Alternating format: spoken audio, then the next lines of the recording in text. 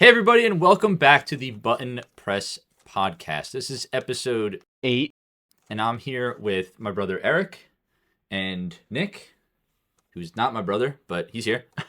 And today's topic that we're going to be discussing is how to find games that you'd like as a non-gamer. We're going to give some recommendations based on what you like outside of gaming and perhaps lifestyles that you live.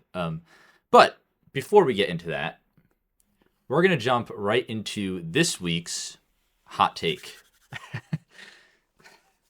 Got the little intro here. This week's hot take comes from The Colony. And they say, the Legend of Zelda series isn't good. They're boring games with a mildly entertaining game thrown in occasionally. Definitely a hot take. The hottest, I think, so far. Yeah. What do you boys think? I mean, like, it's a mild. He said like it's mildly entertaining or it's mildly good sometimes. Like, okay, so like what game would you guys say is like good? Like, what game would be good? Like, which Zelda game would be? All of them. I wouldn't say all of them are good. Definitely like the biggest one that I have a problem with, which I think is the most popular, is Breath of the Wild. Breath of the Wild is way too open for its own good, whereas like there isn't really a whole lot going on in the world. It's just basically like all empty spaces with and you just kind of go to the points of interest. But everything in between those points of interest are boring. You both have played far more Zelda than I have. And I think that may be because I kind of agree with this take. Um, you know, it's funny because, like, on one hand, Uncharted was one of my favorite games that I had listed in a previous episode, or at least mentioned. And on the other hand, like, puzzle games really aren't my thing. And for the little bit that I've played of Legend of Zelda had a lot of that kind of stuff. Are you turning off my mic? No. Yeah, I've heard enough. That's the end of the episode. No, I'm going to turn up the gain a little bit. I just want to make sure the mic is getting both of you guys, just because you guys are speaking a little quieter, and I'm right here, and I tend to be loud. I mean, I can Yeah. A loudspeaker. I know. I can lean in a little bit, But I don't want you to have to feel like you're. Yeah, the little bit I've played, I just remember kind of like there were so many moments where I'm like trying to figure something out, and again, I haven't played one in years, and it might have been, in that phase of my life where I'd play games and not fully understand what's going on around me. But I feel like there was a lot of times where like I'd spend way too much time figuring something out that shouldn't have taken me that long, and then I finally figure it out. And instead of that feeling of satisfaction, like, oh my gosh, I got it, I'm like, really? That's what I needed to do this whole time? Like, all right. And by then I'm just kind of like pulled out of it. I don't know. I think for me, it has nothing to do with the story or Legend of Zelda as an IP. Like, I think the designs are great. Link is like one of my favorite characters in Smash. I love everything about it from afar, but like hands-on with the game, I don't enjoy it as much as some of the more diehards do, for sure. I just don't get as much enjoyment. It's one of those games that like I always talk about on here, like games I like to watch versus games I like to play. I enjoy Legend of Zelda far more when you're playing it, and I just get to watch. Yeah, I just think saying that the series itself is bad. Like I think every iteration of Legend of Zelda is bringing something new to the table. It's redesigning the formula each time, and like, yeah, of course some stand out above the rest. Ocarina of Time. I know you're not a big Breath of the Wild guy, but like that game obviously redefined Zelda for a lot of people. Like, I just feel like it is the biggest example of a series that prevents itself from getting stale.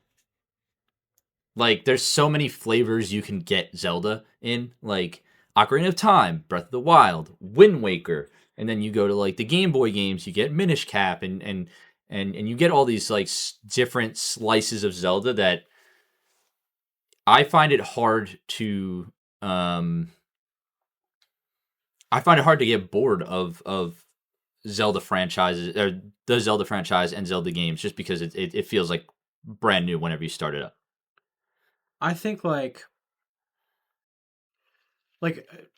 I mean I can only speak for like Breath of the Wild, right? But I think Breath of the Wild really suffers uh, from the fact that it's an open world game, mostly because I think Zelda is at its best when it's more of a like a railroad kind of experience, like Ocarina of Time. I know people might not say it. You can kind of like they're like it's a linear experience, but it has like an open kind of feeling to it. Yeah, I mean, But like you go yeah, on a very linear like journey in the game. Like but you it's could not do the like things in any order, basically. Not any order, but you could go where you want and kind of do it out of order. right like um but like I think that and that's the thing with Breath of the Wild is I feel like yeah, you can do them in any order, but it like kind of suffers from the fact that like there's not really like a lot going on. Like like I think like the puzzles are very well known in Zelda games. Like people really remember dungeons and puzzles, but like do you remember any of the puzzles or dungeons in Breath of the Wild? No, not really. Like can you name a single puzzle? Well, No, because I've never really played Well, it. yeah. that's the thing. Like, yeah, but like, Like people will say the water temple. You know, yeah. that's the big Well, like Ocarina that's of Time is a whole beast in itself because yeah, but I feel like that's. I mean, not only is that one of the best Zelda games, that's like that's like people consider the best game of all time. mm, Um, that's a different story. Like, I'm sure not many people can trace back an exact puzzle that they like from Legend of Zelda Spirit Tracks and stuff like that. right. Like, it's there's so much Zelda that of course stuff is going to get forgotten. And I know Breath of the Wild is one of the most like beloved Zelda games in the franchise, almost above Ocarina for some people. Um, I I just feel like it's such a steady franchise that it like there's no game that you could even consider to be bad. Maybe mildly entertaining could be a good descriptive for some of them Uh, if it's not your jam. I feel But yeah. I feel like a lot of people, or at least for this person, I feel like it depends kind of what you're going into games for. A lot of people play Zelda, I think, for the puzzles, and the gameplay. I don't feel like people really go to it for the story. Um, I know the story is pretty confusing for a lot of people, uh, and I think that they should probably focus more on story, and they have with Tears of the Kingdom. I feel like that's their biggest push towards a story in these games, or at least telling a more cohesive, you know, like a better story than they have in the past, or like a better job explaining what's going on. mhm. Apart from like Ocarina of Time,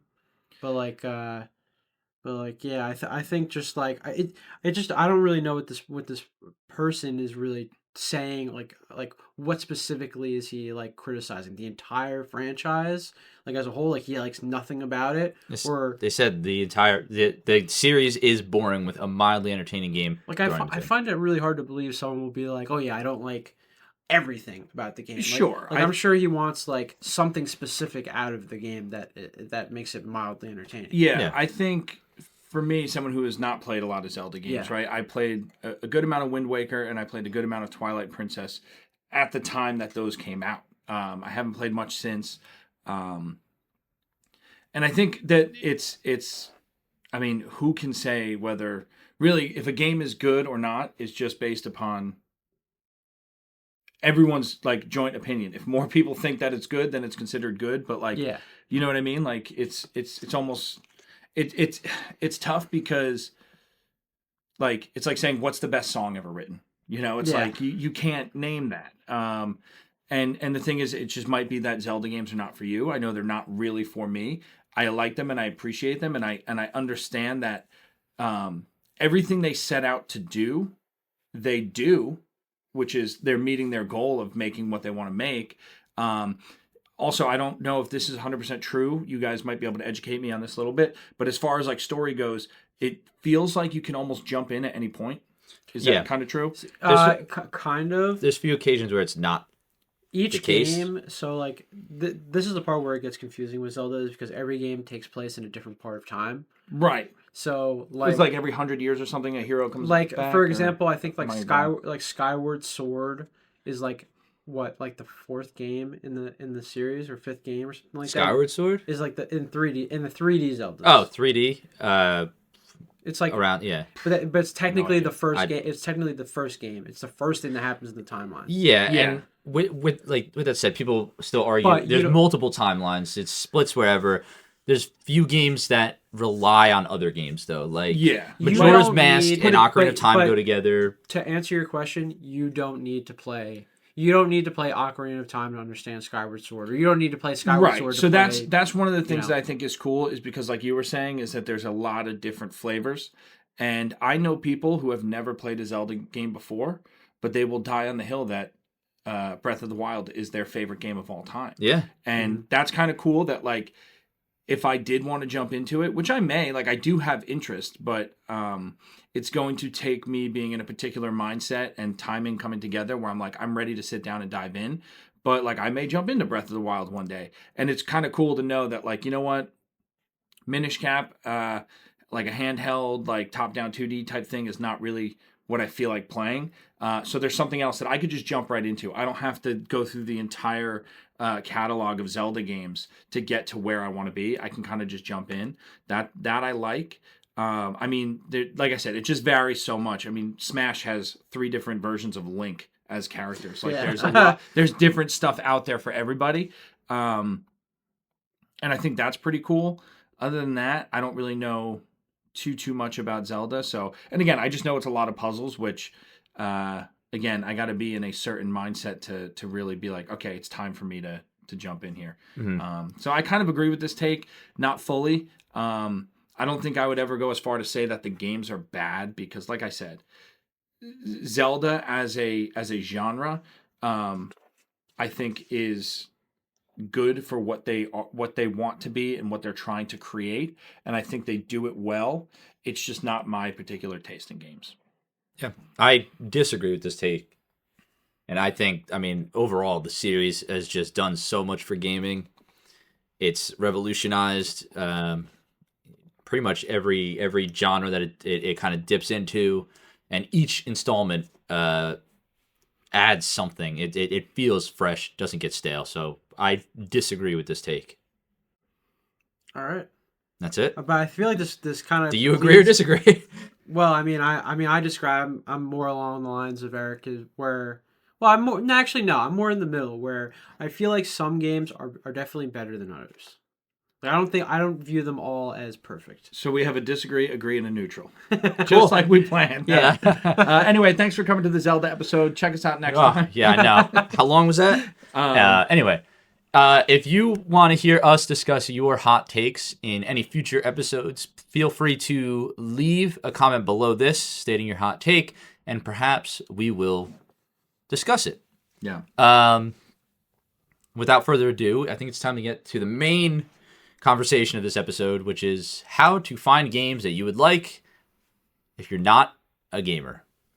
And I think the first thing we should kind of start off with is how to compare your real life to games and figure out how that fits into a certain genre of game. Because I feel like, I said this before the podcast, so many non-gamers ask, oh, I want to find something to play, and they get Animal Crossing thrown at them, like the cozy games, just because it's like, oh, you're not a gamer, you'll kind of enjoy this life simulator. But I feel like there's a lot of people out there who don't really know a lot of the titles that might satisfy what they're looking for. Mm-hmm. So I'm gonna ask this question to you guys, because I think it's important to start with us. What got you guys into games, and like what was the first kind of genre of games that caused you to jump in? Well, I mean, for me, I mean, I grew up with a lot of Star Wars, clearly, and like when we were young, we had the PlayStation, 2 or whatever, and I think Episode 3 was coming out around that time, and I remember Battlefront 2 came out, and me and my brother were so into Star Wars, and we were like, I don't know what the hell this is, but we want to play it, and my parents got us a PS2, and we got Battlefront 2, and we played that. I don't know about you guys. Yeah, I think for me, growing up, I loved all the things that like I was like drawn to, partially like passed on to me by my dad. We watched some movies together growing up. I've always loved action movies, exciting adventure type movies, and I think the real way that I got into games was trying to relive some of those things. For example, growing up, we would watch an Indiana Jones movie, and then we'd spend our summer days like playing outside with like cap guns and a jump rope that we were pretending was a whip and like Yeah. all this stuff, and which was great. I growing up, we played outside so much, but it always got to that point of like you drenched in sweat, sun is going down, street lights are turning on. Now we have to go inside. Well, we can't be firing cap guns in the house. So what are we going to do? we're gonna try to continue to relive those adventures, relive those stories through another medium, which was video games. And I think that's kind of how I got into it. It was like, okay, a lot of the time I preferred to be playing outside, using my imagination, and you know trying to recreate those stories and trying to emulate these heroes that I've seen on the big screen. But you're always going to have rainy days. You're always going to have snow days where you're trapped inside. So what are you going to do? You're going to divert your imagination to something else. And video games was a perfect way to do that. So I think that's a big part of the reason why like most of my favorite games are kind of like action adventure type stuff, and go from there. Yeah, I mean, I'm very similar to you because I was, of course, outside playing with you when we were younger. Like, just when the sun goes down and your imagination isn't quite done yet, and you want to head inside and play something, you find something to relate whatever you're doing, like relate to whatever you're doing outside. So Yeah. I mean, we found games like you were saying, like we would play with cap guns, and we would come inside and probably play some shooter games. And not that this was anywhere near like my first video game, but like I feel like Uncharted 2 was like a big part of that. Like we'd go outside, play in the woods, come back, hang off a train on a snowy mountain and shoot people in Uncharted 2. Yeah. But like and I think it's looking for a game that you want to play. You can look in a couple different spots in your life to find what you would like. You mentioned you were talking about Star Wars movies, like that. You found a movie that you liked, you related to a game, and it doesn't necessarily have to be a thematic thing. Like just because you like Star Wars doesn't mean, oh, I need to play Star Wars games. That's what I'm gonna like. You might, as a Star Wars fan, like maybe you find Mass Effect, and then that kind of leads you to dig into more story-based games. Yeah. I think it goes back to like, if you're looking for a game, I think you should look at things that you like for sure, like books you read or movies you watch, and don't think about them specifically like you're saying, but think about their genre, like what they are. Yeah. Adventure, action. If you like board games, if you like Clue, oh, I love figuring things out and investigating or something like that. I feel like if you just look at it kind of from a broad perspective about what you like as a person, what interests you, you can find games in those genres easy. Yeah. And they may not be as on the nose as you would think.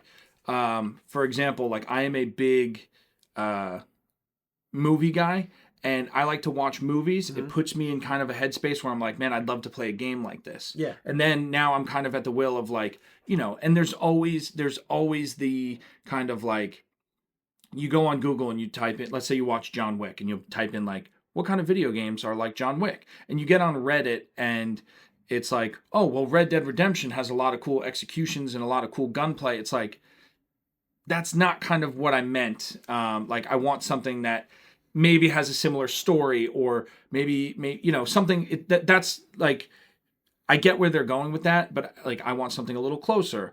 Or for example, if you grow up as a car enthusiast and you like cars, right? Maybe Need for Speed is kind of where you want to be at, but maybe that's not quite it. Maybe Grand Theft Auto would be something that you're more interested in. There's car customization, you can build different things, and you may not, at first glance, if someone comes up to you and says, "Hey, I'm a car guy. What game should I jump into?" And a knee-jerk reaction is kind of saying like, "Oh, Gran Turismo, Forza, that kind of stuff." Maybe they're more interested in getting onto a GTA server where they can customize their own car and go to like a car meetup in an RP server or something like that. So I think a big thing is looking where you may not think may not be something there for you. For example, one of my favorite movies of all time is The Town. I don't know if either of you have ever seen it, but it's got Ben Affleck, Jeremy Renner, and the whole plot is that it's a group of these bank robbers and they do these heists, and it's a really great film. I love it. And again, that's something that it's like, well, you like heist movies and bank robberies, so well, here's Payday 2. It's like, that's fun, not quite. Like I want something maybe more like GTA again, where it's like, hey, I like planning the heist. I like carrying the heist out. I like having to drive out of there and escape with the the take or the loot or whatever they call it, right? Like you can fall victim to like a Google search being like, I like this movie, what's a good game? And they, again, you go on Google, you type in, I like the movie The Town, what's a good game for me? And I'm sure Payday will be blasted all over there. I'm sure GTA will be on the list. Probably. And finding a game this way, it's an entry point into games. Like, just let's say you like, we'll go with your example, the GTA. Oh, I like bank heist movies. Oh, I found myself on GTA. Perhaps you find yourself liking a different aspect of GTA. Like, maybe you find yourself enjoying the single player story a lot, and you're like, wow, I want more story based and story driven games. And then that leads you to something completely different from GTA. Like, this is, you don't necessarily have to go through this strenuous search to find new games if you're not a gamer. You just have to kind of do it once, and then once you're in, you can connect threads to different games, if that makes sense. Like you might find yourself playing GTA, and then more story. Oh, what's some good story games? You find yourself playing Life is Strange, and then like, I kind of like the puzzle aspect of Life is Strange and like figuring things out. Oh, now you find yourself on Legend of Zelda game. Like it's just once you're in, you're in. Yeah. And I think it's important to, this is definitely a generalization, but I feel like I could say it pretty confidently. No matter what you're into, there's a video game out there for it. Yeah.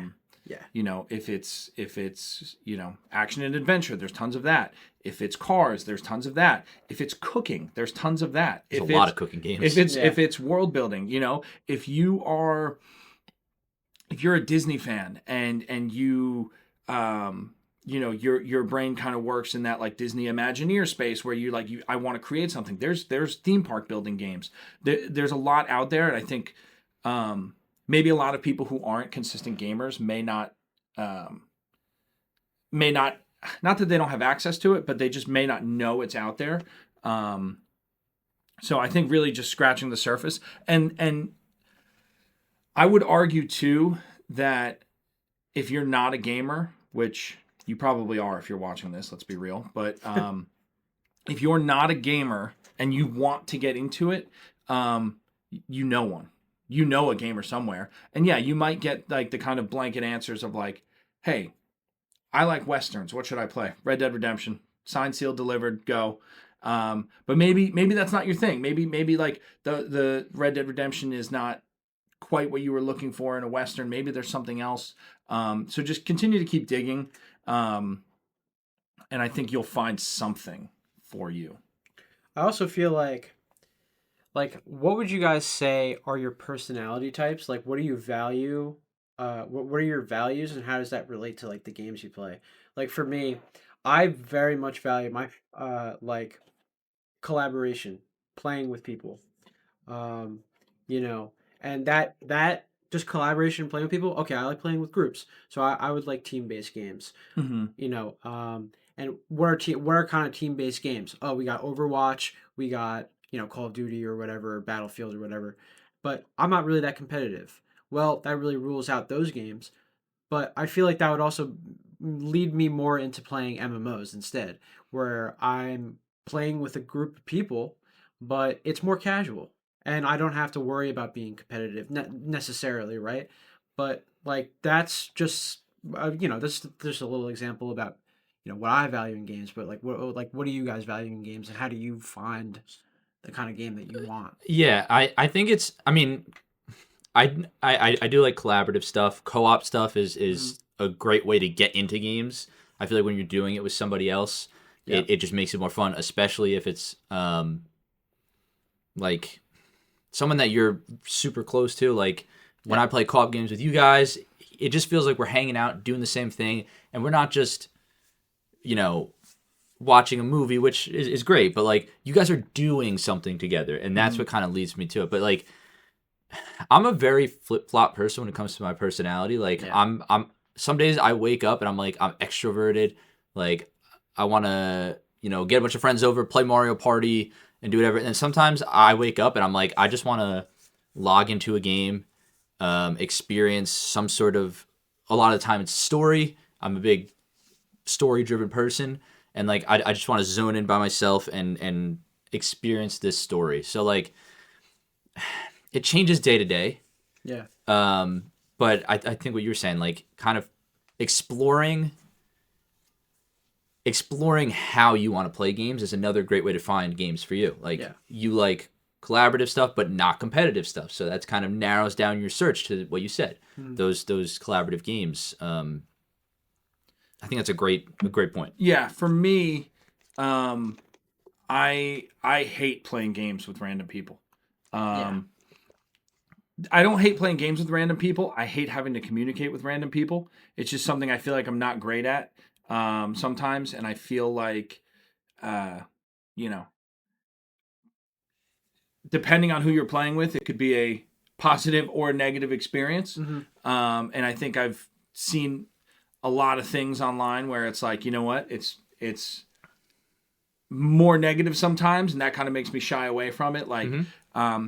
and of course, I'm not talking about like there's obviously niche games where you meet people who are, kind of on the same path as you, and you logged onto the game and have the same goals. But like, you can't like if I was to log on to Call of Duty right now and join like a public lobby, like Yeah. no one is using the comms on that game for like team coordination or anything like No. that. It's just No. filled with The foulest the stuff foulest ever. of things that like I Most don't want to heinous hear. things. One thing I kind of tapped into recently was that one of my favorite authors has a line that he says a lot.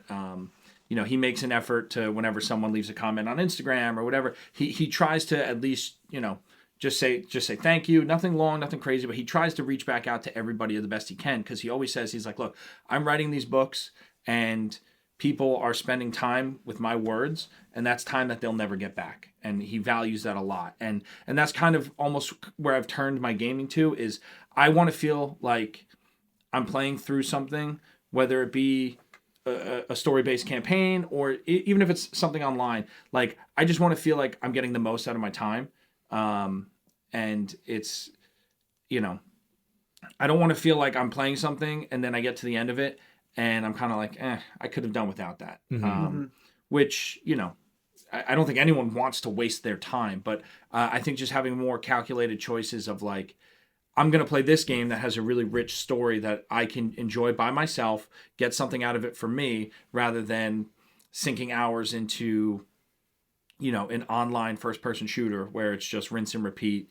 And listen, that's just me, right? If someone else has a goal of like, hey, no, I want to get really competitive and play this online game at a high level and, try to, turn it into, something where you're playing in sanctioned tournaments or even potentially going on to, play professionally and make a career out of it. Like if that's your goal, that's great. I'm not saying you're wasting your time. I'm just saying for me, like I am nowhere near that kind of level on any game. Yeah.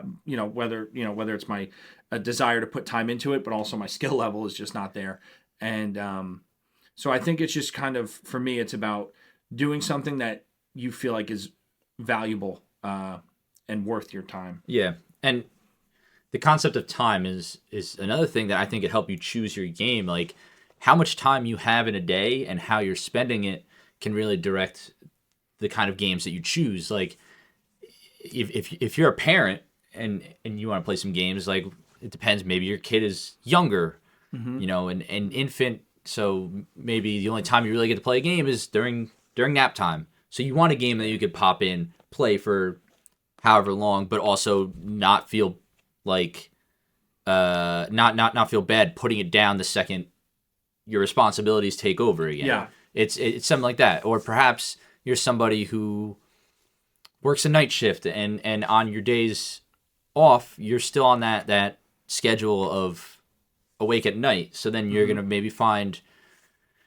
a more single player game because you're not going to have a lot of friends around in the wee hours of the night to play those games. I think your lifestyle and the amount of time that you have is a great indicator of what kind of games are going to be great for you. Yeah. I think there's like, just expanding on what you said with valuing your time. I feel like for this, like if you're looking for a game, you almost have to not view things as like valuing your time because you have to explore what you like. Because like non-gamers, they're not gonna like if they like heist movies, right? And they look at GTA, and they're gonna have to put hours into that game to see if they like it.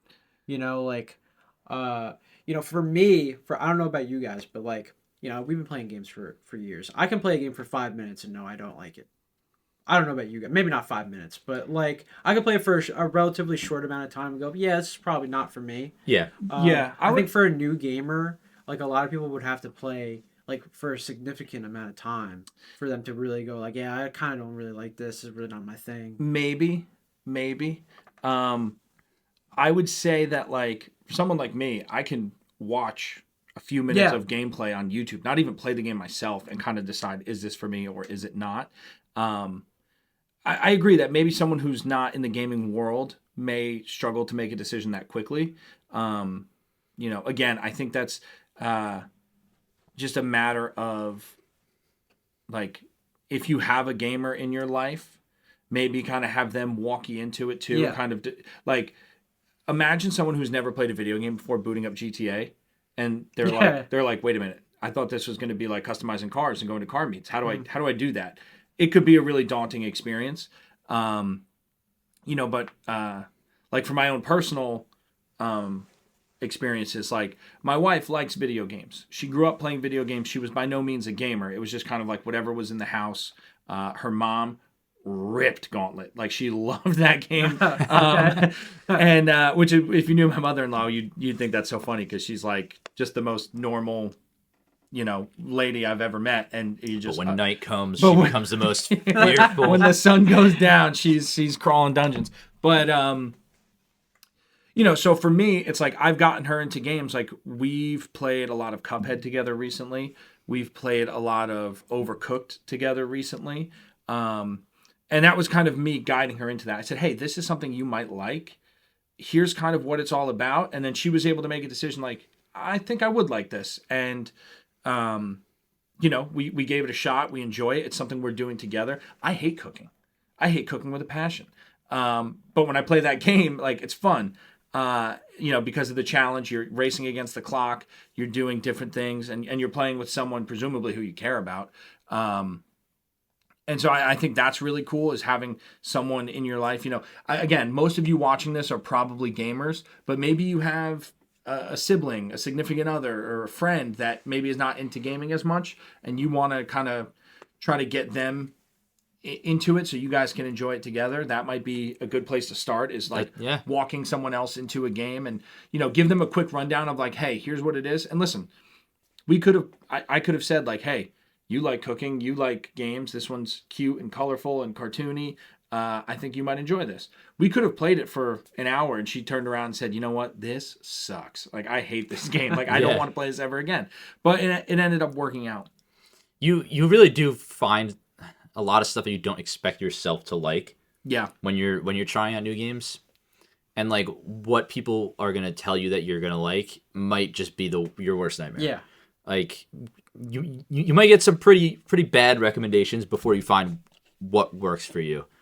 And I now this popped into my head. It another thing to think about is what platform you're playing on when it comes to finding a game. Because if you're a computer person, maybe you work on a computer. That could be a good or a bad thing when you're playing games, because a lot of good PC games that you could try out, probably the biggest library you could have. You got pretty much every game under the sun. But also, if you work at a computer, you perhaps don't want to be sitting at a computer when you're doing the thing that you enjoy. So maybe that's when you pick up the controller. You separate it. Yeah. And this kind of leans on the whole lifestyle thing. If you're a very, very busy person, maybe you're on the move a lot, or you're a parent, something like the Nintendo Switch could be a great way to game, because you could take it anywhere with you, but also you can have it next to you anywhere in the house. You could put it down whenever, wherever. It doesn't take up the TV all the time because you could play in handheld mode. It's just such a compatible system with any lifestyle. But like if you want to get really, really like hardcore into gaming, like PC, maybe PS5 might be like the preferred one, just because that's. I would, yeah, definitely. Like, I would agree. Like, I think the easiest barrier to entry is buying a console. I mean, you don't have to do anything. You don't have to like go through the process of like researching what graphics card you need for your PC or whatever. Like, you just go to the store. Hey, I want a PlayStation 5. They give you a PlayStation 5. The hard part, I think, about just getting a console is what do you play? Yeah. Like, they don't come with games. Like, Yeah. I mean, they do bundles like Mario Kart World. Right. But like, that's not for a new gamer. Like, they might not like Mario Kart World. Why would they plunge, extra X amount of dollars into buying a game that they potentially won't like? So it's like I feel like you gotta find the game you kind of want to try first, almost. Yeah. Yeah, and I think it's also, like you said, kind of that barrier of like, I don't know, like, listen, I like, I think, you go to someone, you're like, hey, you might like Call of Duty. You're a competitive person. You like kind of that action shooter vibe. Like, I think you would really dig Call of Duty. And they turn around and they're like, cool, my girlfriend has a Switch. What do I do? It's like, all right, well, maybe we got to find something else for you, I guess kind of start of like the best place to start would be like, what do you have access to? And then go from there. Do you want to invest into a new console or a PC or whatever? Maybe not. It's kind of, I guess the starting point would be, what do you have access to right now that can give you a potentially, I guess, like the lowest investment with the biggest return? Like, Yeah. And then it's just, I think it's just about, finding what you're into. And that's not as simple as, hey, I like action adventure movies, therefore let me play action adventure games. Just kind of look at your tendencies as a person. For example, my wife is a very, she loves to like organize things, and it just gets a lot of satisfaction out of that kind of thing of like, hey, it's your day off. Like, I want to sit on the couch and hang out. She wants to go into like the Tupperware cabinet and reorganize everything so it's perfect. Therefore, she plays like Disney Dreamlight Valley a lot, where she gets to kind of pick and place things, and she gets a lot of satisfaction out of that. And that game is a lot of like, hey, can you do this thing for me? So you run, you do this thing for that character, and then you come back and they're like, thanks. Can you do more stuff for me? And like the tasks themselves are like kind of tedious and annoying, but like I could just see how much enjoyment she gets out of like just designing and organizing and putting things in a certain place with a purpose. Like, if that's something that you might like, that might be kind of the road you take. Yeah. I think what we should do maybe towards the end of this conversation is I think we should throw out some kind of like personality traits or limits somebody might have or lifestyles that they might live, and maybe throw out some good recommendations for these people, because I don't want to just talk about the actual journey of finding a game. I want to throw out some recommendations as well. But I think another big thing is finding or figuring out who you want to play with. I know we kind of talked about that before, but like if you're a husband and wife couple, like you can find a lot of cooperative games that are going to lend to that. Not every cooperative game is going to work for that kind of situation. Or like if you're a parent and you're playing with your kid, if your kid's super young, you might want to find a game where one thing is going on, because like I've noticed like playing with our nieces and nephews, like showing them games, Mario Kart seems great at first, but there's too much going on in Mario Kart for like to kind of play with a younger kid. They obviously are having fun, they get excited, but it's like if you really want someone like that to learn to play a game, you might want to find something that's single tasked instead of drifting around corners, people flying around you, throwing shit at you, and so much chaos. I feel like it also depends. Like, I know your nieces and nephews are like, how old are they? They're like 3, 4, 5. Yeah. Like they're young. Like one of the people, like I play MMOs, like I said, and I'm in a guild, and one of the people I'm in a guild with, he's a dad, and he plays Destiny 2 with his 10-year-old son. Like That's the age thing, yeah. It's a lot of age stuff, and like like I feel like kids these days are a little bit different now. Like when we were young, we would like go outside and stuff like that. But I feel like a lot of these kids nowadays are a little bit more tech savvy, and like can actually like play games at a much younger age than we could. Probably, yeah, Probably. for sure. Like, for sure. But like also I feel like when you're choosing a game, I feel like it also like it goes into like you have to be willing to take the plunge into it. Like you said with you and your wife, like you don't really like cooking, but you're willing to take the plunge into this cooking game for her to play with her. And like the cooking in that game is, I mean, yeah. like obviously minimal. It's not. Yeah. It's like. That's like someone saying, I have no idea how to play guitar, therefore I can't play Guitar Hero. She liked Overcooked though, right? She loved it. I bet you the reason that she liked it, it's not because she likes cooking, but because she wants to reorganize the cabinet. Yeah, I mean, like she loves that's the thing. The critical thinking and stuff. And it's also a mindset thing too. There's times where I come home from work and it's just like a long day or whatever, and she'll say like, "Hey, do you want to play some Cuphead or Overcooked?" And like I've said to her like, "No." Because I want to relax, and those games are very stressful. Yeah, and I'm not in the mindset right now. And then maybe we'll kind of move towards like Disney Dreamlight Valley, something a little more cozy, something a little bit more relaxing.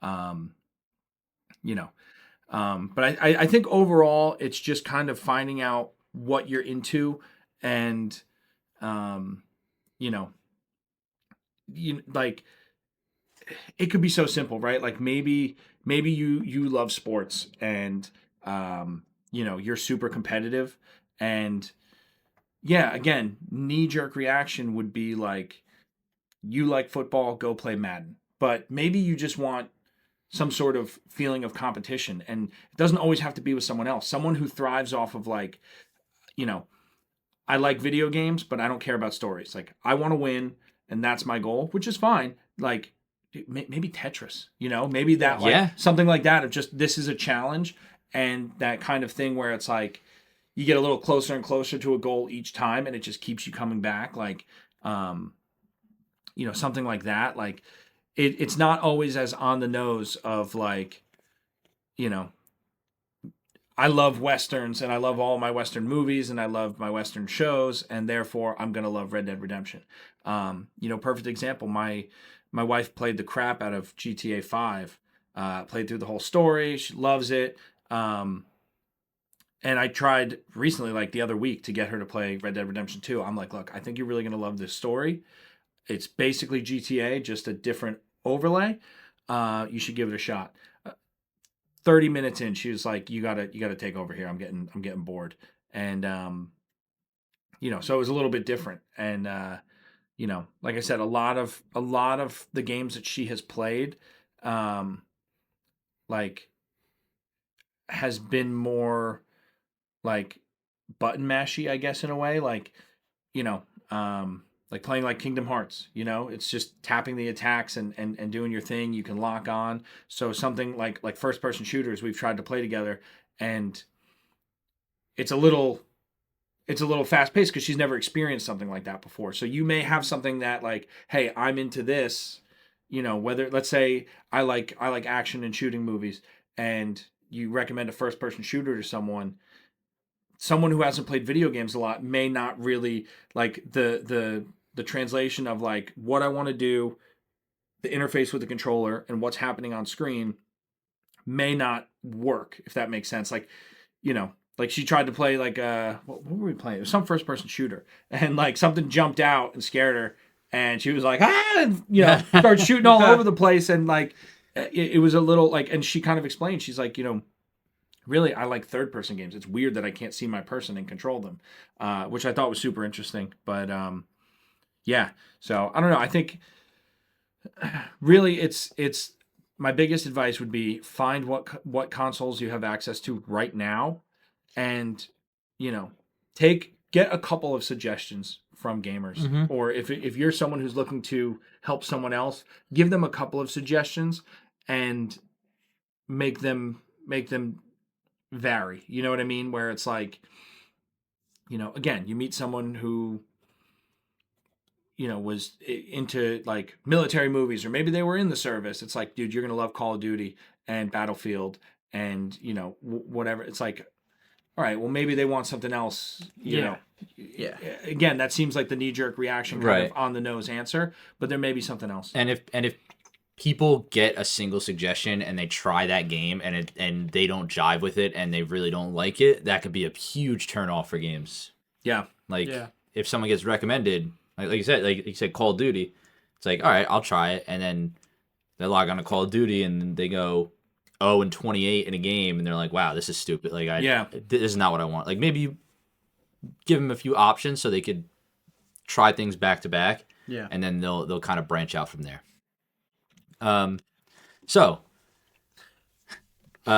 think we should jump around to a couple different things that we talked about, and maybe off the top of the brain, just riff off some games that we could suggest to these types of people who want to get into games. And I feel like good place to start is if you got a partner or a kid that you want to play with. What's a good cooperative game for people to jump into, and what are kind of the nuances of those games that kind of separate them into different categories? And what I mean by that is, like, off the top of the brain, I think It Takes Two is like a phenomenal like couples game, but might not work so well for, a parent and a kid, or a brother and a sister, or two brothers or whatever. Yeah. So off the top of your head, what is like some good co-op games? And they don't have to be specifically co-op games, but games to play co-op that work in these different categories. Well, for specifically just like a parent and kid. Either parent and kid, brothers, just kind of friends. like, just like me and my brother, for co-op games, like we played all the Gears of War games, play all of them co-op. Great. Those were great. Those were great for me and my brother, but like maybe not for like me and my girlfriend. Right. Like, yeah, I would agree with that. I played through Gears of War with my cousin, and it was cool because like I always played as Marcus. He was always played as Dom. We kind of made that connection that those were our characters. And again, when you play video games, it's like, yes, these characters are the ones in the story in the game, but that's you controlling them. Yeah. And it was like, when certain characters die or certain things happen in the story, you feel it a little more. And us doing that together, same thing with Gears of War, like that was awesome. You For know, a family game, though, like what would you guys say? Like, I would say like Lego Star Wars. yeah, Like And I play like the crap out of Lego Star Wars. any Lego game, I think, is a great start for a lot of people, especially when it comes to people playing with like kids or whatever. But even if you're just someone who by yourself wants to get into them, because there's so many aspects. Like if you like Marvel, you can do Lego Marvel. If you like Harry Potter, do the Lego Harry Potter games. yeah. There's so many Lego games out there with so many franchises attached to them. That's actually a phenomenal starting point for a lot of people. Yeah, and that's cool because it could translate into other things like, Mm-hmm. hey, that Lego game, mom or dad comes home with now a Lego set, and it's now branched off into something else you guys can bond over, actually building the Lego set.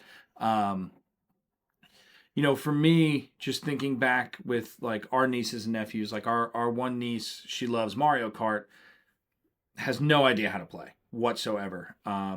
So much to the fact that I turn on like the auto steering and auto acceleration, and she puts the controller down and still jumps around and cheers that she's winning. Yes, yeah. Like she doesn't fully comprehend it yet, but I think a good starting place is obviously with if you're dealing with kids, you want something a little more family friendly, right? You're not going to throw a kid into Resident Evil and say, "Let's play video game."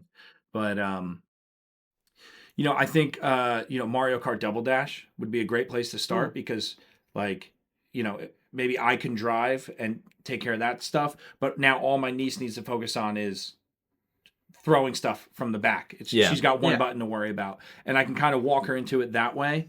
And again, she doesn't fully comprehend video games as a whole yet. But so like that could be a good starting point where like, hey, you are playing. You're doing something in the game. We're playing together, but you just have a little bit less of a role to kind of warm you up to more complicated stuff. That being said, Mario Wonder, there's characters that you could play as that pretty much prevent you from dying or anything, but it still gives you the ability to play together. Yeah. And Yeah. it's we've all tried before where it's like you have a niece or a nephew or your younger cousin or whatever where you're trying to play games with them and it's like, oh, you fell off again, let's restart the level. Okay, Yeah. you fell off, all right. And so I think games like that, those two specifically I think are good for Mario Wonder is very flexible too because you could simply also you can play it by yourself. It's a great game overall, but also just you can play with two characters that don't that are not immune, and it's a great, pretty challenging experience for two people playing games. Yeah. Yeah.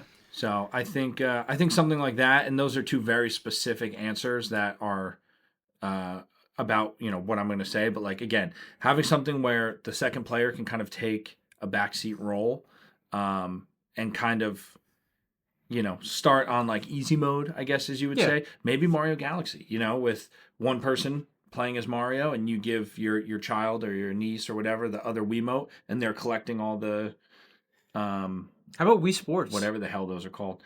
Wii Sports, You literally simple. just have to do this. That's Yeah. all you got to do. Yeah. I think those are all great recommendations. Also, another game that I think is super, super flexible and honestly might be one of the better starting games because it has so many avenues that you can play is Minecraft. I think Minecraft is as simple as you want it to be, but also as complex as you want it to be. It can be a relaxing game, or it can be an exciting game where you're cave diving and stuff like that. And I think if you're a very logical thinker and you like thinking about that stuff, learning all the crafting recipes is another thing that's in that game. Like that game has so much to offer. You can play it co-op, you can play it solo. It's just very much of like a sandboxy feel that you can kind of mold that game to be what you want it to be at the time. It's interesting that you say Minecraft because my brother's wife is not a gamer, and one of her first games was Minecraft, and she, like you said, it's so simple, and it's so open ended that she felt lost in it. That there That's another wasn't fair that one. she didn't know what to do. Um, there was no goal in mind, and she had trouble, you know, playing that game because she didn't understand, what the end goal was. Oh, should I build a house? Like building a house. All right, what's after that? Like, what am I supposed to do? Mm-hmm. Yeah. Like, Yeah, Minecraft is a very directionless game, mm-hmm. which could be a blessing and a curse. So I think if you are going to try Minecraft right off the bat as a non-gamer, be aware that it's a sandbox. You're not going to be told what to do, when to do it. Mm-hmm. It's a journey that you kind of create on your own. Yeah, and if we're talking about gaming with people, that could be something like if you are a Minecraft player and you know a lot about it, it could be fun to teach someone how to play that. For me personally, like if I boot that game up and I'm not playing with one of you two, like I have zero clue what to do. Yeah. Yeah.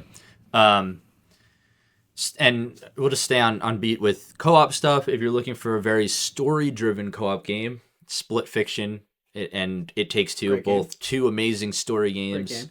that the stories are rich, the gameplay is even better, Mm-hmm. and that's like the ultimate co-op experience. If you're maybe into the action adventure stuff, you like movies with a lot of explosions and shooting, you can take on A Way Out, which is a beautiful co-op game.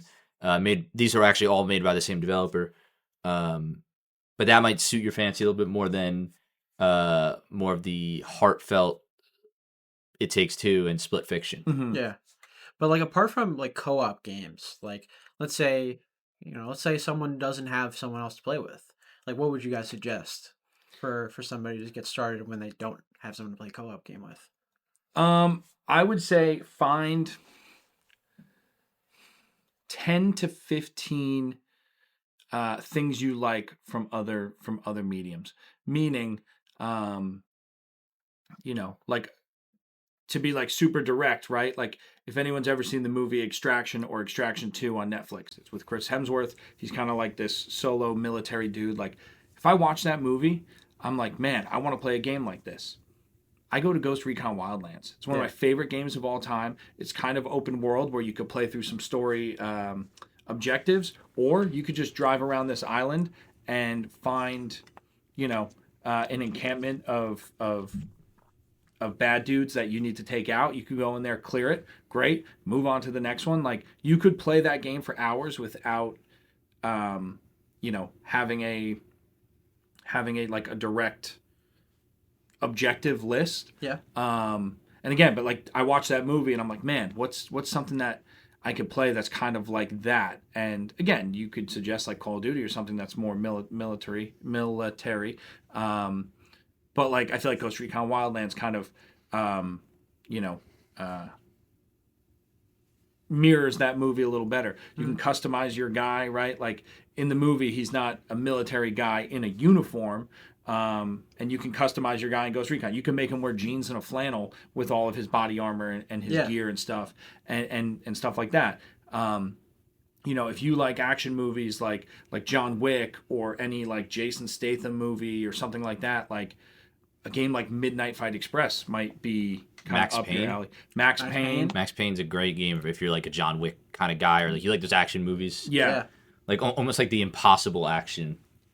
Like John Wick goes into a room, takes out, 25, 30 guys. It's not a super realistic game. Like you want that kind of impossible action kind of game. Max Payne's a really good one for like a similarity to like John Wick, even though we have the John Wick game coming out eventually. Yeah, but who knows how long that's going to take. And again, like it's not always that obvious, meaning like this John Wick game can come out and Max Payne 3 may still end up being a better John Wick game if that makes sense. Yeah, you know what I mean? Definitely. And I think jumping to like another genre here, like kind of similar with what you were saying with like playing oh my god, lost train of thought. Ghost playing Recon? No, games that correlate like to movies. like logistical games, like how your wife enjoys like Dreamlight Valley and stuff like that. I think great games if you're like a logistical kind of thinker. There's a lot of good indie games Baba Is You. I don't know if either of you have played that, but that's a very, watched very you play that great game. If you like puzzle solving and logistic stuff, but also you said Dreamlight Valley. Dreamlight Valley, if you like designing, but in like a thoughtful way. Animal Crossing, I know I said that's like a common one that people suggest to non-gamers. And then if you like more action stuff, I feel like jumping in. I mean, Ghost Recon is a very logistical thinking game, but also something like Tarkov and stuff like that. Yeah. Like, there's so many different layers that you can pile on top to get the game that you want. Yeah, and like Tarkov might be a heavy meal for someone to step into who's not a gamer. That's true. But again, maybe that's exactly what they need. I saw a video on Instagram recently. It was about Skyrim Granny. Oh yeah. And, Love Skyrim Granny. Yeah. And it was a little video spot on her, and it was so funny because she was like, I'm however years old and I play video games. She goes, my favorite game of all time is Skyrim. And then she starts talking about it. She's like, I just love that all the flowers you can pick. And I'm like, okay, like she found something in that game that she likes. And that's kind of what we were talking about earlier of like, if you're a car guy, go to GTA. Like maybe you like hunting and you kind of want to find something like that. And there's a whole catalog of Cabela's games that, are out there for you to play, but maybe Red Dead Redemption is going to be the best hunting game in your eyes. So it's tough. I think just try to find out what you like. I know for me, again, loving action movies and things like that. Like one of my favorite games of all time is Stuntman Ignition. I love movies. I love the stunt work in movies. One of my favorite parts about theme parks is going and seeing those stunt shows. Presumably, I would like the Jason Bourne stunt show if I ever saw it, as we talked about. But yeah, like that's a game where it's really cool. It's a driving game for anyone who has never played it. It's you're basically playing different levels. Like each, if you're gonna break it down like Mario, each movie is a world, and then within that world there are scenes or levels. And you have to go through a course of driving and complete it with a certain score, and then your movie gets made, and then you move on to like your next gig. And there's a lot of variables. There's like I think the first movie you do is kind of like a Dukes of Hazzard type thing where you're drifting around in cars and whatever. There's a second movie that's kind of it's like a natural disaster movie. I think it's a volcano going off, and like you're driving, and it's like they're literally like there's like presumably a guy in a headset giving you commands like drive under the tree, and there's like a tree that falls, and it's like leaning up against the volcano, and you got to drive under it rather than around it, and that gets you a higher score. So if you like driving, and particularly stunt driving and that kind of action stuff, like these are games that like you probably may have seen before in the store or online, or maybe you remember them from when they were coming out and you just really didn't know what they were. Like, don't be afraid to go back and play games that are not the newest, shiniest, brand new thing either. Yeah, and I think that's a good way to find out what you love, because some of those games are almost in a good way like the rawest form of that type of game. Mm-hmm. If you know what I mean. Like, I mean, to relate it back to the beginning of this episode, like, if someone suggests Legend of Zelda to you, you might play Breath of the Wild and get lost in the open world. Yeah. But if someone suggests a 2D top-down Legend of Zelda that's linear, then you might find what you like about it, and then you could enjoy Breath of the Wild later. Yeah. And if you need help, just call the Nintendo hotline and ask them how to get the song.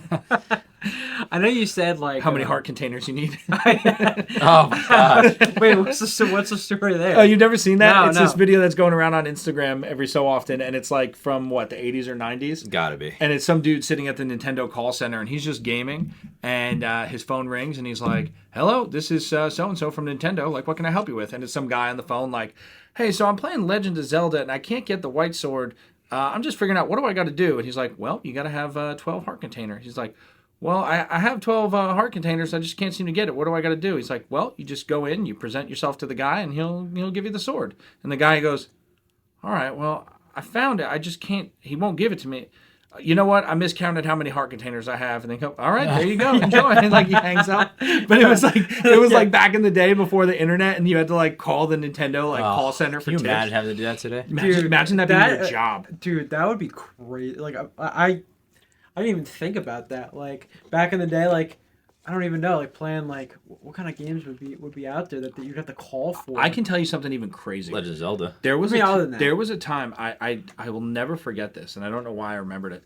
But I was playing Bounty Hunter, the Star Wars game. Yeah. And the first opening of the game where you're in the arena with that creature. Yeah. And like me and my buddy, we just couldn't figure it out. Like we were young, but definitely not young enough to the point where we couldn't figure this out. And we got to a point where he was just like, "Mom, we can't beat this level." She comes in and boom, there you go. And I don't even know if she knew what she was doing, but she like killed this creature and like moved us onto and we were fine the rest of the game. But for whatever reason, we couldn't figure that out. And somehow she came in. I don't know if she knew what she was doing or if she was button mashing. I have no idea. But I just remember her coming in and beating that, which was awesome. Interesting. Anyway, now that I've sidetracked us enough. What were we even talking about? How to find games. Yeah. I was gonna say, oh yeah, you said don't be afraid to go back, but also don't be afraid to look at what's coming out. I mean, there's tons of new games that are just in wildly different genres. Like, Pokopia, that was Animal Crossing, cozy, kind of logistical, plan your own thing kind of game. Resident Evil, horror game, if you like horror. I know, like, I'm sure probably neither of you know this game, but Blueprints, it's like a puzzle game. I've seen plenty of Blueprints. Yeah, that game was awesome. Blueprints is just like a randomly generated like puzzle game. You go in different rooms and you solve a puzzle in the room. And I love that the title is a play on words. It's like Blue Prince, but said together. Blueprints. But like Prince as in like royalty. Royalty. Yeah. And okay. I see. Yeah, that's cool. Yeah. But anyways, but those are like some new games that are coming out. That you I almost just grabbed your water and drank it. No, hold on.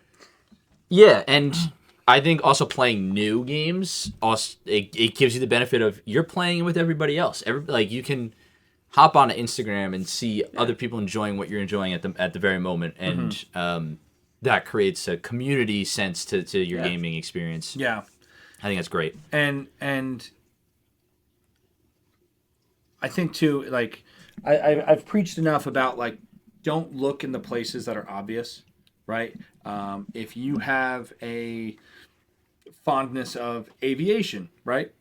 Our dad plays the piss out of Flight Simulator. He's been doing it since before we were alive. Yeah, I think like 96 or 97, whenever the first one came out, he plays the hell out of it, and he's got the full setup. It's right behind us. Maybe we'll show you I'm looking one at day. the cockpit right now. Yeah.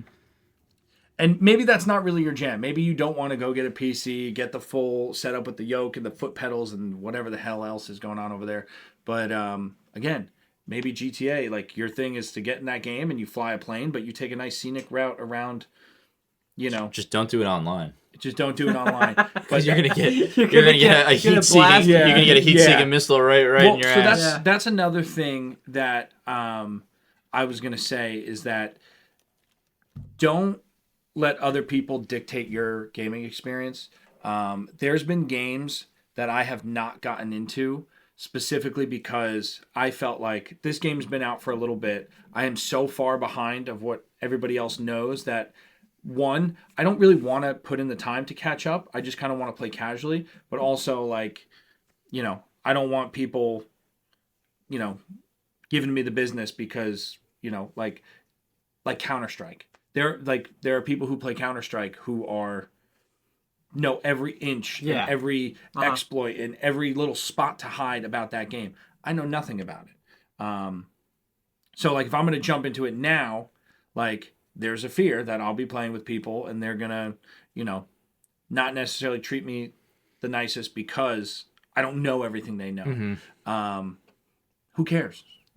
Mute the chat. Like just do whatever you want to do and have fun doing it. If someone else tries to take away from your experience, just try not to let them. Like I said, there's been certain games where like even games that we've played together where you guys are like ahead of me, and I'm necessarily not on the same level. We still have fun playing together, and there's times where people, Crash out. and it is what it is. It's not the best feeling, but in the same breath, it's like, I don't care.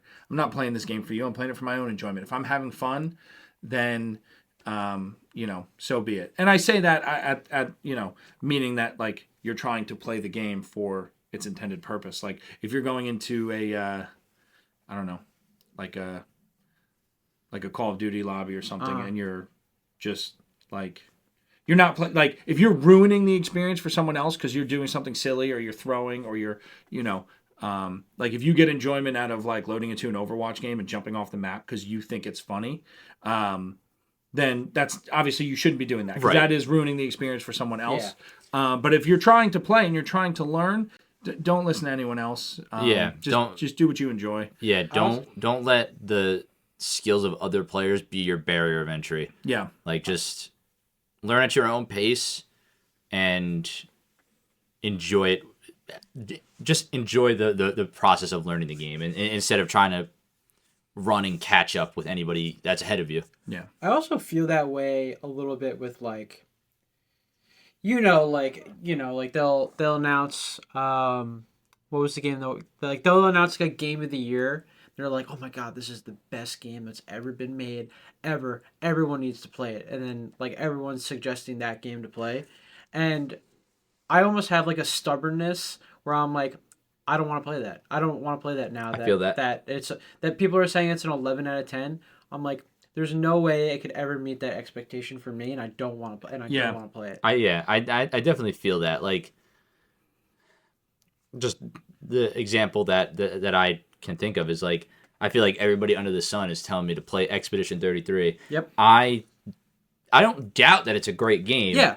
But the fact that like it's so in the spotlight and everybody's recommending to me, I'm like, nah, I kind of want to find something that's a little more me. And maybe when the noise dies down about that game, I'll play it. But like, I do agree. Like sometimes the heat around a game ruins it. I have a personal experience with that. I missed out on Cyberpunk because of that kind of mindset.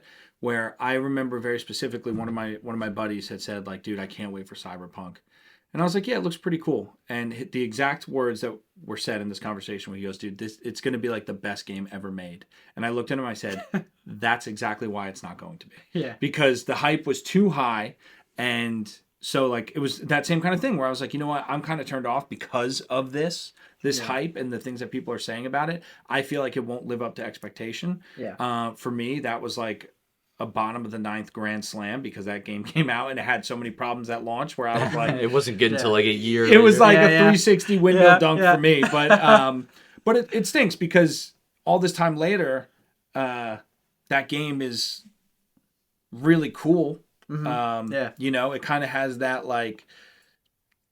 I like that it's like sci-fi, but not totally. It reminds me of Blade Runner. Exactly. It's pretty much Blade Runner the game. That's where I was going to go with it. Is that there's like still cars and bullets and normal things that like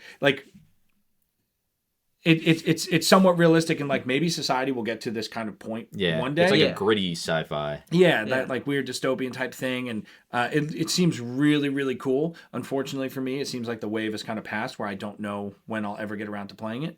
But it kind of stinks that I missed out on it because of my attitude towards it at like, oh, everyone's saying how great this is going to be. Like, there's no way it'll meet up. And the beauty of that though is like, even though they like you like quote unquote like missed out, like you can go to that game at any point in time. That is true. In the next however long you're alive for. Yeah. And it'll be better than the first time it came out. Sure. Like it'll always be better. Yeah, that's what I love about games, and is great advice to people who are getting into games. Is like there is no fear of missing out because that game will always be there. Yeah. Like it will always be how it is now, unless, like you said, it gets updates and it's even better. Mm-hmm. But like if we're going way back, like those games aren't going anywhere. They're gonna be there for you. You don't have to feel like you need to rush through games to get to whatever's next. Yeah. I will say you don't miss out on the game, but you may miss out on some of the camaraderie where it's like yeah all the people that I know that played Cyberpunk they've played it, they've talked about it, their excitement has come and gone for it. Like anything, right? Like you're never as excited about anything 5 years later. Yeah. But like I could play it, and I'm sure some of those people would like welcome conversations about it, but it's not going to be the same as like, when it was fresh. week 2 it came out, Yeah. so you do miss out on a little bit of I feel that. like- but What other games were like that? I Or feel like- what other anything was like that? Like Star Wars, like episode 7. Like imagine missing out on the premiere of episode 7. Like you don't Yeah. get that experience ever again. yeah, The thing is, some games transcend that. Like, I feel like there will never be a day where you can't find a community that's talking about Super Mario 64 Yep. Yeah. or Ocarina of Time, or I'm trying to think of other Grand Theft games that Auto. aren't GTA. Like, Yeah. everybody, like, there's so many games that just transcend that release date hype that you can kind of experience it today with games that came out 20, 30 years ago. Yeah, and you may just have to dig a little deeper. Like your personal circle in your life may not be, they may not be in the thick of Red Dead Redemption 2 right now. But if that's what you're playing and you want to talk to someone about it, you may have to go onto like the message boards, the forums, or whatever the hell else people talk on online now. Discord servers that are dedicated to it. So Cool. I feel like that is pretty much everything I'd say on that. If you guys have anything else that you want to throw in at the end of this conversation.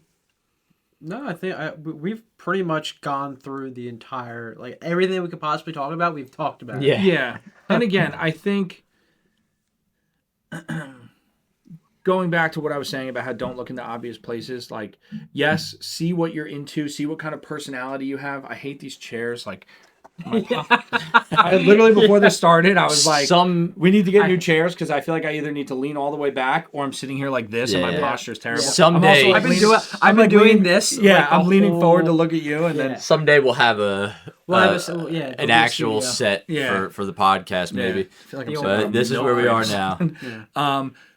What I was going to say is, don't like, yes, like think about something you like and try to look for that in the non-obvious places, but also don't be afraid to try things that, that you have no interest in initially, right? For example, like when I was growing up, action sports were the hottest thing, right? Like X Games was cool, the skater, that was cool, like, all that kind of stuff. Like if you were in a movie and you want to be portrayed as like the cool guy, you'd pull up on your skateboard, do a kick flip, and then No helmet, right? Or doing like hey, like Jesse's gonna jump his BMX bike across the roof or something. Like it was crazy stuff like that.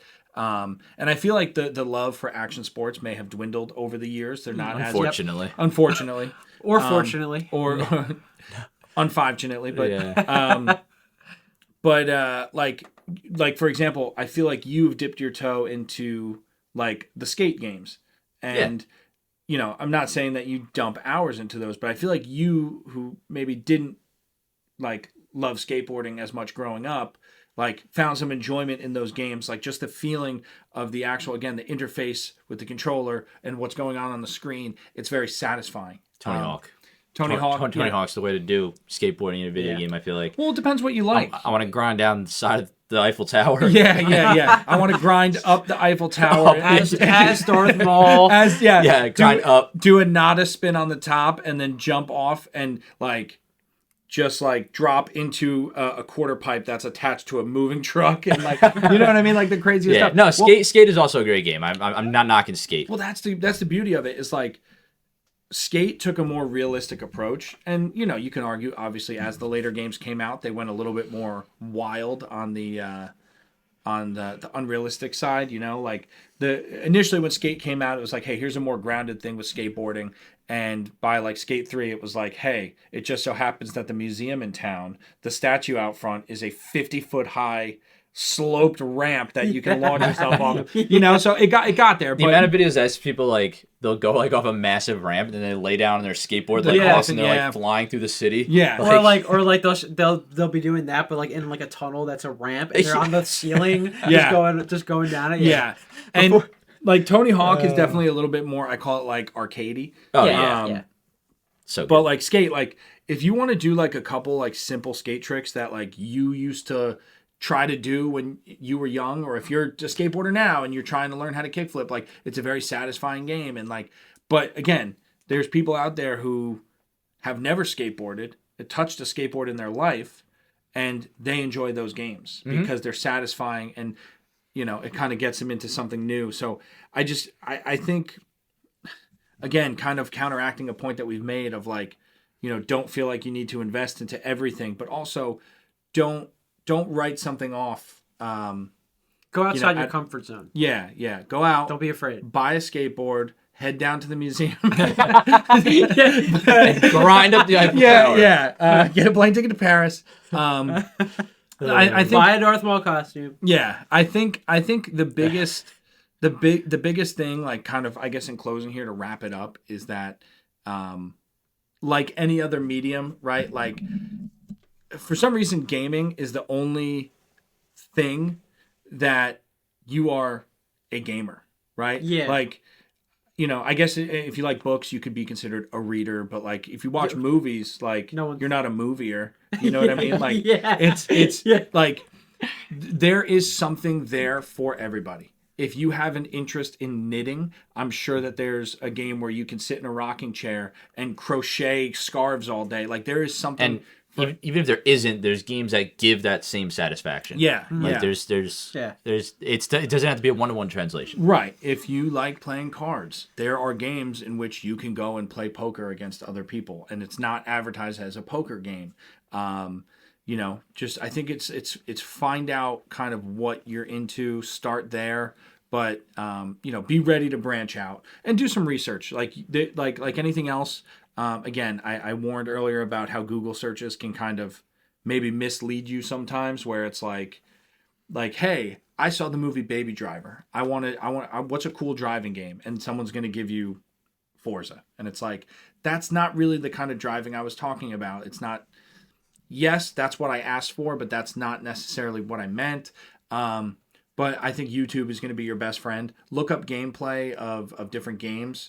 Kind of figure out what you might like, because if someone says, I like first-person shooters, okay, well, here's Star Wars Battlefront, that's a first-person shooter. Here's Tarkov, that's a first-person shooter. But then all of a sudden you got people in Tarkov with like opening up the inventory with these big menus. That might be a little too much for some people. Yeah. And it's different. I feel like doing a Google search is a good way to get like a vague idea of what games are available in that genre. Like, I know you said like Forza. Like from there you can go, okay, what games are like Forza, and then you'll get the entire catalog of Burnout games from PS2 or something like that. Mm-hmm. Like you never know. I think Google is definitely good. YouTube definitely good. Mm-hmm. And every game has genres and subgenres. Like it's so hard to classify a game. Like luckily, every storefront that you can buy games on digitally has a genre search bar. Filter.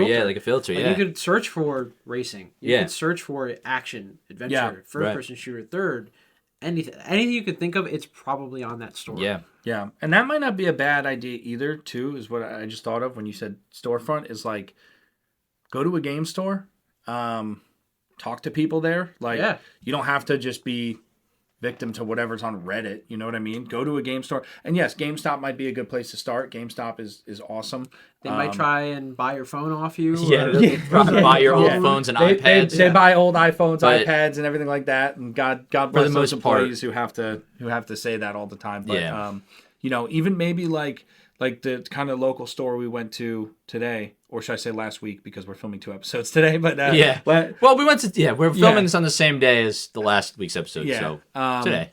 So today we went to a local game store, and it was a it's one of those, like, they got a ton of retro stuff. You can buy, sell, trade, whatever. Like, you bring in your old stuff. They had all consoles across all generations.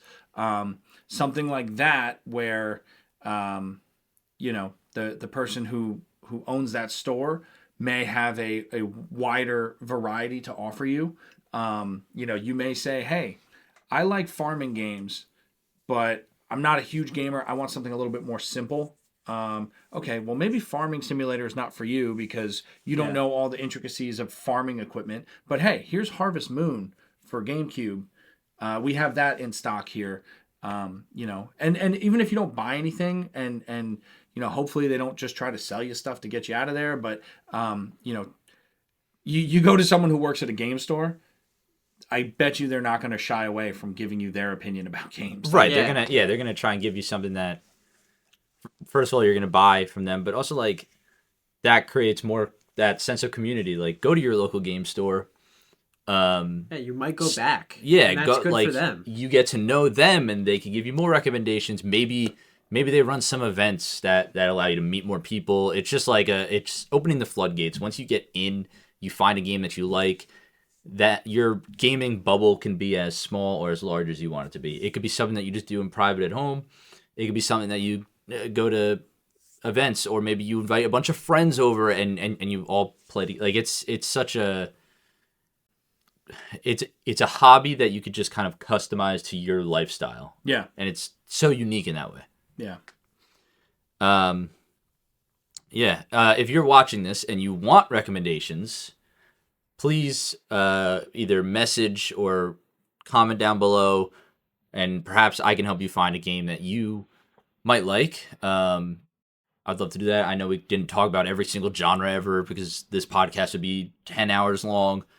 But there's so many games out there and so many varieties. And like I said, genres, subgenres, there's something for you out there. Yeah. No doubt Yeah. about it. I mean, there's so many games that are directly tied to IPs. Like on the last episode, we talked about like how many Simpsons games are there, you know? If you're a Harry Potter fan, Hogwarts Legacy is a great game, but it's kind of open world. And again, it could be a very large thing to take in as maybe your first gaming experience.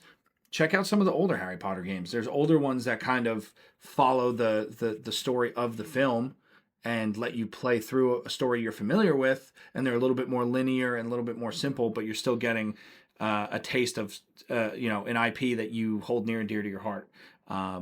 So again, don't think that you just got to jump out and get the newest thing. And I can't stress enough that there's something out there for you. You just got to try to find it, and it may take time.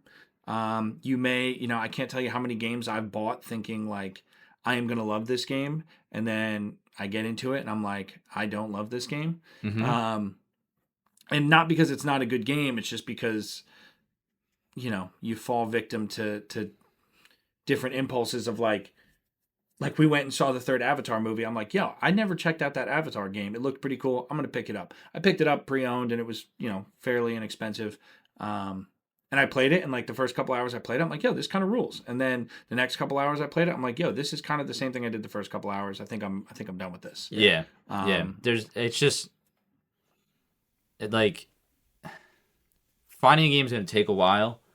And one other thing I want to say about that. What was that? There is, I think, now multiplayer in that game, and I saw a clip of like 3 dudes and they were hanging out together, and it was like why you should play this game, and it was like they were on like the floating mountains and they jump off and they're like coming down through the trees and then they land on their banshee or whatever. I'm like, okay, that looks cool. That's cool. I didn't know that. So that's why I just for you guys, very special. I got you each a copy of Avatar. Oh God, I'm done. All right, let's close out this episode. I'm getting silly. Any closing statements that you want to throw out there? Or? No, I mean, I think I feel like we've run through it all. Yeah, we have. And like I said, if you are looking for a game, you want to get into gaming, or maybe you are someone who plays games and you want to get into a new genre, you're looking for something to play, I can help you do that if you leave a comment or message or anything like that. I'm pretty on top of responding to people.